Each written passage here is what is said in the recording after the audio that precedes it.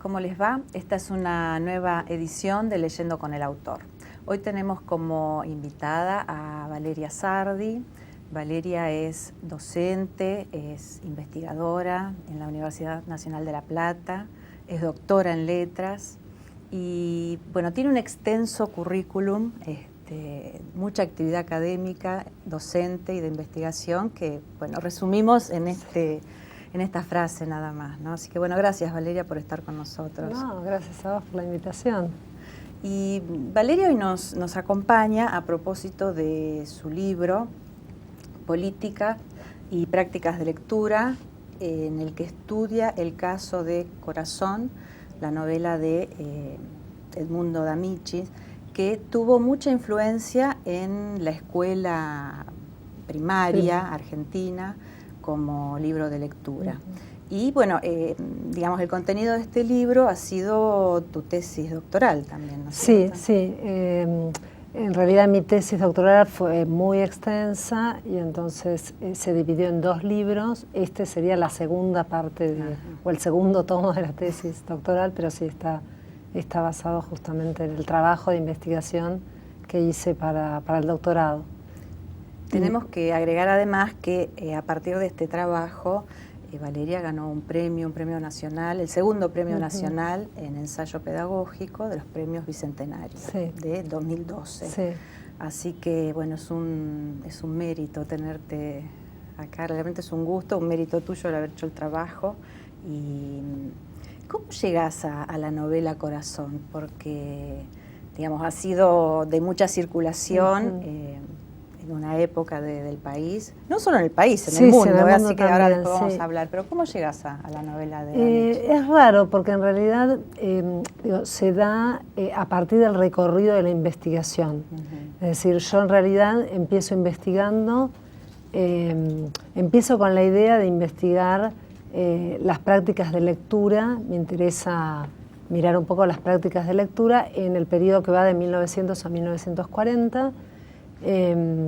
Y un profesor de la facultad me comenta un día que había leído en un libro, no sé si era de Beatriz Arlo o creo que en La máquina literaria, creo que es el texto de Beatriz Arlo, bueno, ahora no recuerdo, que se hacía referencia a que Corazón se había prohibido en la escuela, justo en el periodo que yo estaba trabajando. Y bueno, me interesó. Yo en realidad, antes de dedicarme al área de la didáctica, de la investigación vinculada a la enseñanza y a las prácticas de lectura y escritura, me dediqué unos años a la literatura italiana. Entonces, de algún modo, lo que me permitía este dato era como conjugar los 2 intereses. Claro. Aquello que está vinculado con la literatura italiana y la cultura italiana, que también tiene que ver con mi propia historia, ¿no? Como nieta de inmigrantes italianos, y por otro lado el interés particular sobre las prácticas de lectura en la escuela, ¿no? Y bueno, a partir de ese dato, lo primero que hago es ir a la Biblioteca Nacional, al sector, digamos, donde están los referencistas, porque alguien me había, no recuerdo ahora quién, me había dicho que ahí podía ser que estuviera alguna de estos textos que van a reemplazar a Corazón, ¿no? Y bueno, un poco ahí fue cuando empieza después termina siendo, bueno, una parte bien importante de la tesis. Claro. Fue el trabajo con el libro y las prácticas de lectura, ¿no? Sobre Corazón, pero además también como yo empiezo a ver que Corazón podía ser como un caso testigo de la hipótesis que yo tenía de investigación, que era que en ese periodo la literatura había sido utilizada como un instrumento para la construcción de identidades nacionales. Antes de seguir profundizando en tu trabajo, me gustaría que nos hicieras una breve referencia a lo que es la novela y un poco al autor, ¿no? Edmundo D'Amicis. Bueno, para quien no esté en tema, los más jóvenes sobre todo. Sí, sobre todo. Sí, porque es un libro que se leyó mucho hasta la década del 60. Después prácticamente se dejó de leer, o sea que mucha gente joven no lo conoce. Bueno, Edmundo D'Amicis fue un escritor italiano que escribió durante el siglo XIX escribió novelas fundamentalmente, pero también fue periodista, fue corresponsal en España y luego corresponsal en Italia para Argentina, fue corresponsal para el diario La Prensa de acá de Argentina, de Buenos Aires, o sea que se dedicó siempre, su producción estuvo ligada a la literatura y al periodismo. En 1886 publica Cuore con la idea de que fuera un texto para sus hijos, porque él decía que en la escuela primaria italiana de la época, justo en el momento, digamos, de la reunificación italiana, no había textos que hablaran del momento histórico que estaba viviendo Italia. Entonces él empieza con esa idea, escribe la novela, que también es interesante la novela porque es una novela que se inscribe dentro del género diario, es decir, está estructurada mensualmente en un año, en el año lectivo de un chico que está cursando el 3er grado de la escuela primaria, que es el protagonista de la novela, que se llama Enrico, y está dividido por meses y al interior de cada mes por los días, ¿no? Con la referencia temporal, ¿no? En cada página. Eso por un lado. Por otro lado, también es una novela interesante desde el punto de vista de lo genérico, de la estructura, porque al interior de cada mes se incluye lo que Amichis llamó cuento mensual, que son cuentos que o bien lo cuenta algún personaje de la novela, que puede ser o un maestro, o el padre, o la madre de Enrico, y en esos cuentos son historias de niños, en general con comportamientos modélicos, ¿sí? Claro. Entonces, y lo que toma en cada una de las historias también son historias de niños de distintas partes de Italia, recuperando hechos históricos donde estos niños son protagonistas o situaciones particulares. Uno de esos cuentos mensuales es de los Apeninos a los Andes, claro, que tal vez es lo más conocido de la novela Corazón, que incluso se ha editado en forma separada, ¿no? Como una edición aparte, en italiano y también en castellano se consiguen, digamos, las ediciones solo de los Apeninos a los Andes, que es la historia, también por eso es muy conocido, porque es la historia de un inmigrante, claro, que viaja a América y bueno, toda la peripecia que vive.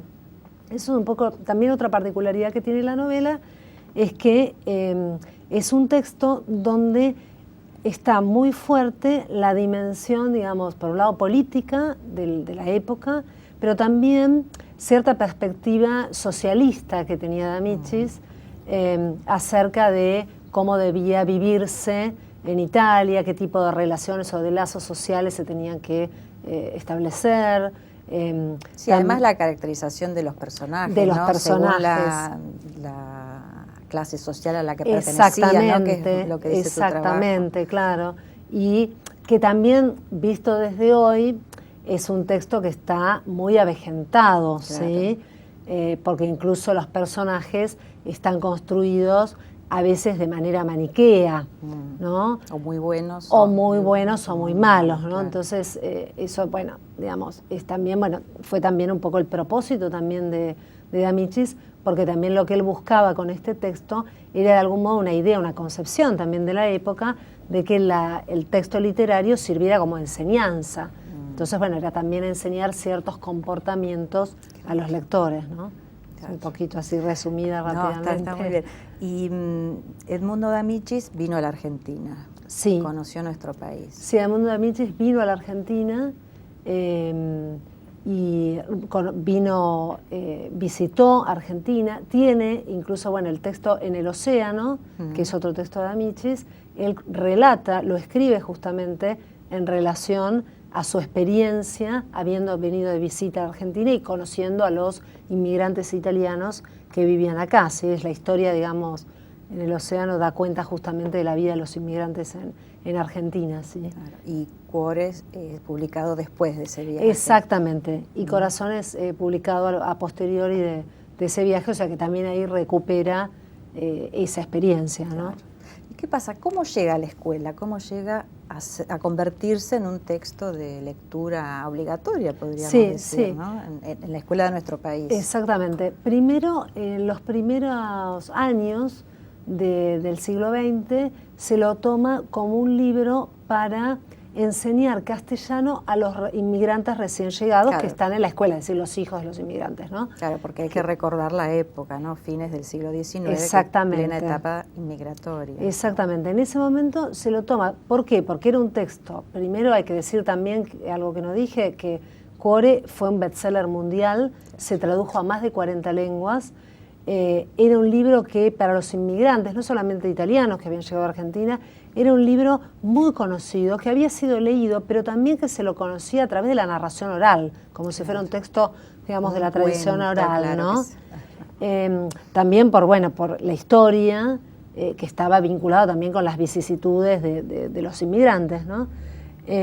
Vos me decías antes de empezar el programa que hasta había sido un libro de lectura en Japón. Sí, exactamente. Es increíble. Sí, ¿no? sí, es increíble. Las peripecias de fue leído en escuela en Japón, en México. Sí, lo más extraño, digamos, es Japón.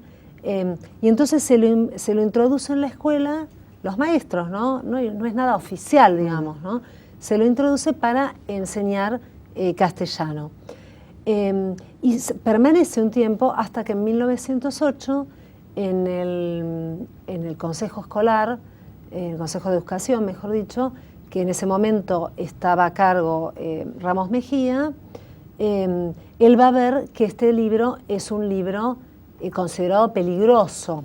¿Por qué peligroso? Porque es en el momento en que se instala en la educación argentina lo que fue todo el movimiento, lo que se llamó la educación patriótica, que todo lo que se veía en la escuela tenía que estar vinculado con la construcción de la identidad nacional argentina. Claro. Entonces, este libro hacía, con todas referencias culturales e históricas, a Italia, y entonces era visto como un peligro con esa idea también, con una concepción de lectura que hoy es muy discutible. Claro. ¿No? Creer que porque uno va a leer un texto va a cambiar su vida, su comportamiento, ¿no? Y de manera tan directa, ¿no? Pero bueno, también era la concepción de lectura de la época. Y entonces ahí es cuando empieza, podríamos decir, este derrotero del libro que va a ser sacado del circuito escolar, incluso prohibido, ¿no? Están los expedientes que yo consulté cuando hice la investigación, y luego en otros momentos vuelve, o sea, en esos 40 años que yo investigué, va y viene, entra y sale del circuito escolar, pero a la vez, más allá de las políticas, que eso también es algo que a mí me interesaba, por eso el título del libro, ¿no? Más allá de las políticas específicas del libro y de la lectura que hicieron con este libro, con Cuore, también es interesante ver qué pasó con las prácticas, porque aún en el momento que supuestamente no se podía leer, había maestros en algunos barrios que lo seguían leyendo y lo seguían trabajando con sus alumnos, ¿no? Bueno, Valeria, vamos a hacer un pequeñísimo corte y vamos a seguir hablando sobre Cuore y sobre tu investigación. Bueno, ya venimos.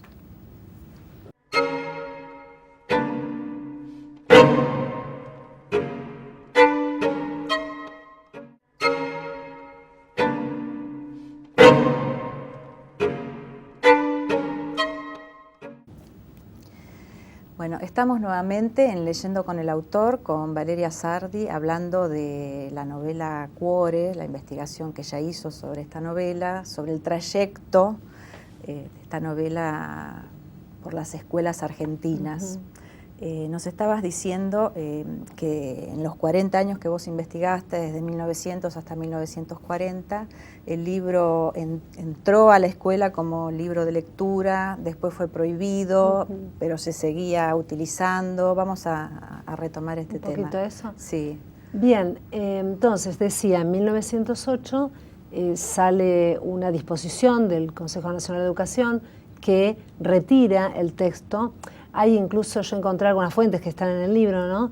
Ramos Mejía visita una escuela y entonces después escribe diciendo que este libro había que retirarlo de la escuela porque los alumnos hablaban de la bandera tricolor en vez de hablar de la bandera argentina, que hacían referencia a personajes como Garibaldi, Mazzini, que eran personajes históricos italianos, y no se hacía referencia a los personajes históricos, nuestros próceres, ¿no?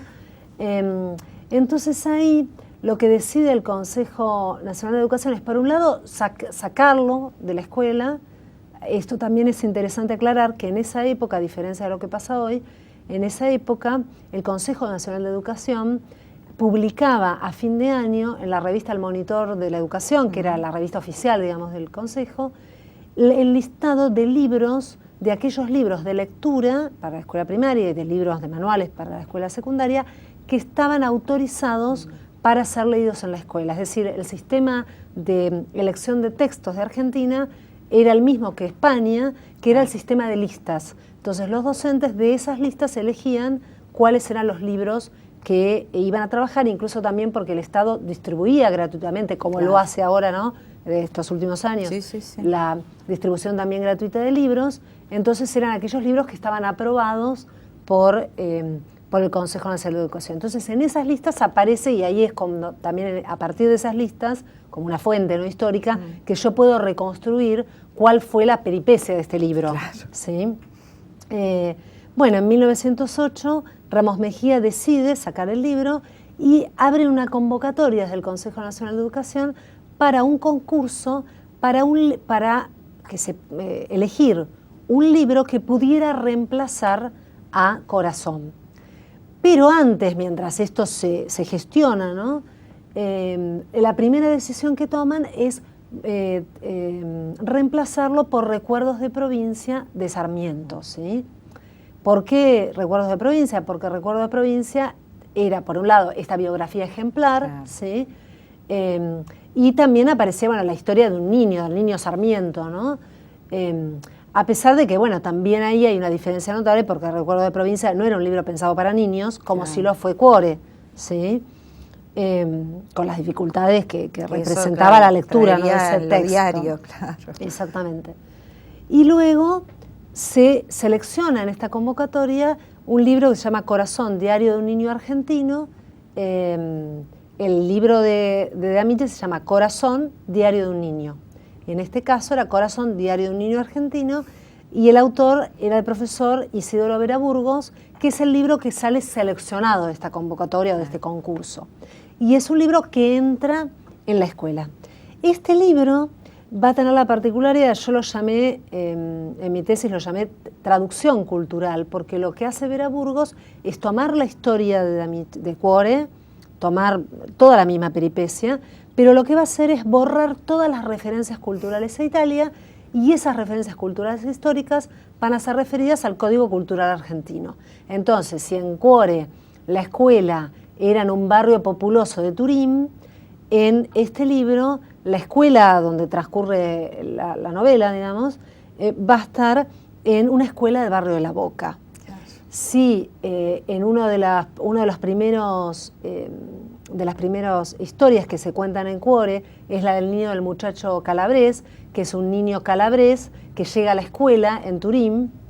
Y bueno, ahí de algún modo D'Amicis se está dando cuenta de un proceso sociohistórico italiano. Alguien del sur, en el norte. Exactamente, ¿no?, de las migraciones internas de Italia. Entonces lo transforma en un niño mendocino que viaja de Mendoza a Buenos Aires, cuando en realidad en ese momento histórico en Argentina no se daban esos procesos migratorios. Esos procesos migratorios recién hay que esperar en el primer gobierno de Perón, ¿no? Que recién ahí es cuando se empieza a producir este tipo de... La migración interna. Exactamente.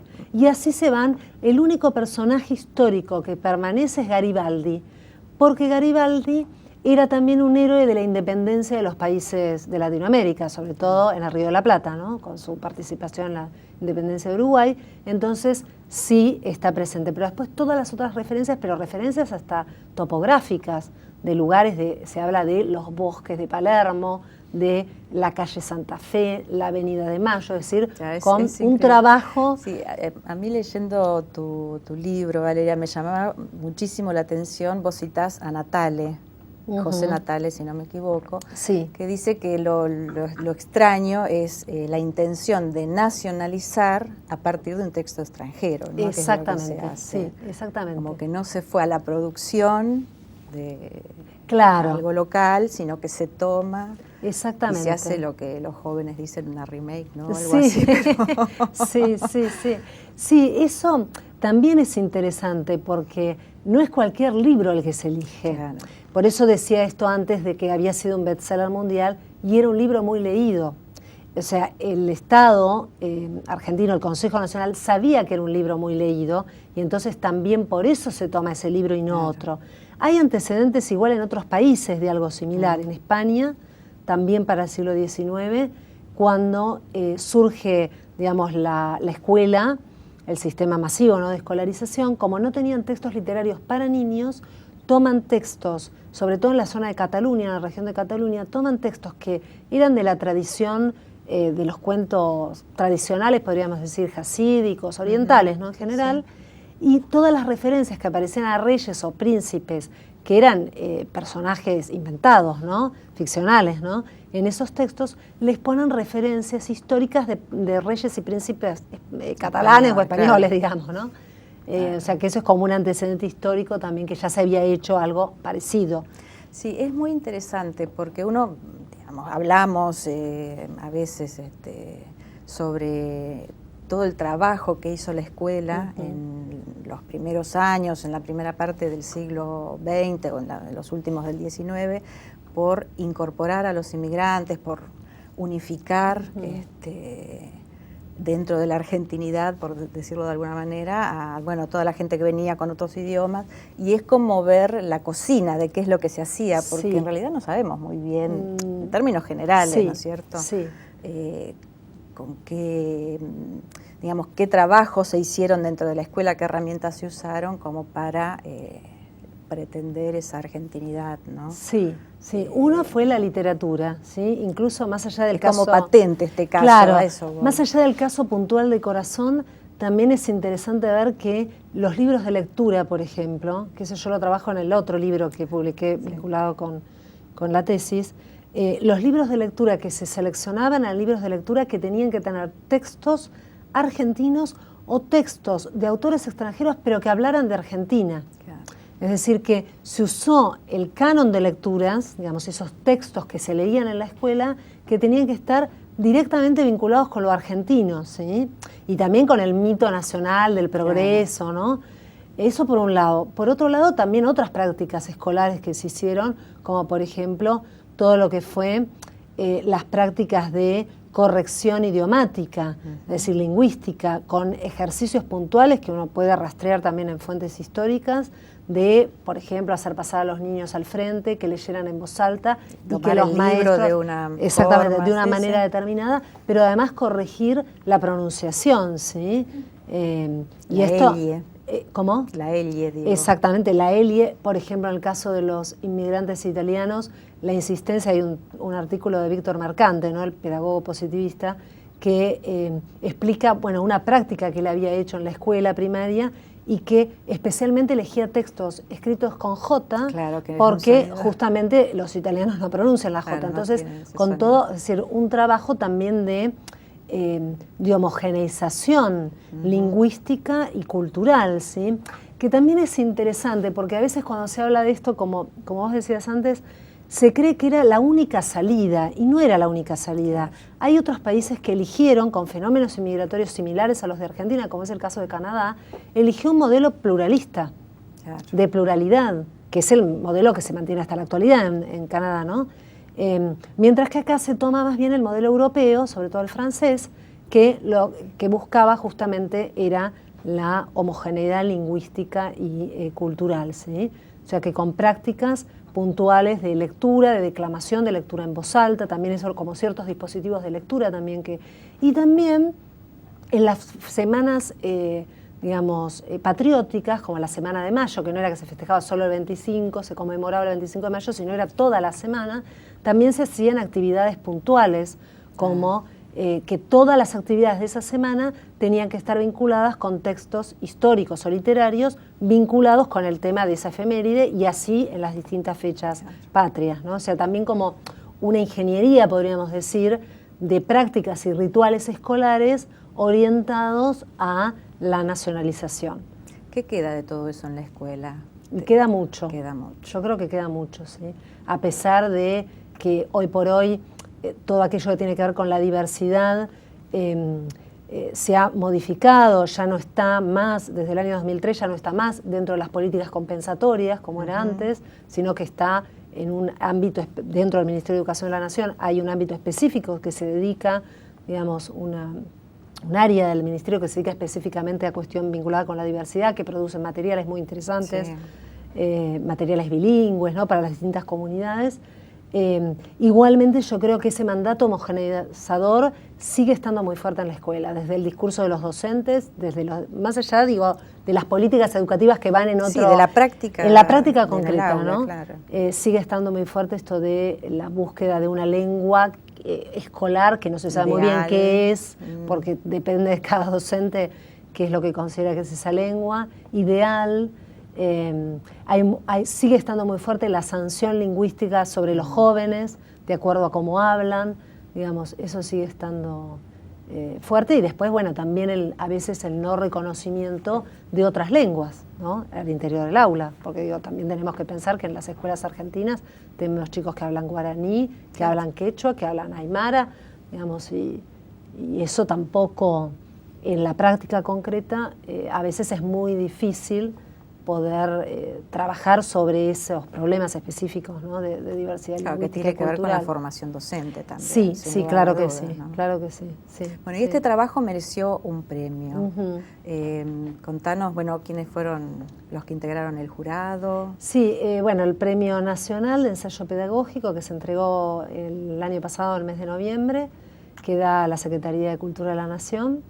El jurado estuvo conformado por Daniel Filmus, Martín Gil, la presidenta de CETERA, Estela Maldonado, Gustavo Bombini y Guillermina Tiramonti. Ajá, sí, ese fue el jurado, exactamente. Y se elegían 3 premios y 3 menciones, y bueno, dentro de los premiados, el primer premio fue para Sandra Carli, el segundo premio para mi libro, el tercer premio para Carlos Escliar, y después dentro de las menciones, una de las menciones fue a Laura de Betach, por su libro El oficio de leer, y después los últimos dos, bueno, no recuerdo ahora los nombres, pero bueno, 3 menciones y 3 premios, sí. Bueno, Valeria, la verdad que ha sido un gusto tenerte, es muy, muy interesante este tema y bueno, vamos a seguir en otra oportunidad charlando. Gracias. No, gracias a vos por la invitación y gracias por haber compartido este momento y el interés por mi investigación y por mi libro. Bueno, nos vemos la próxima.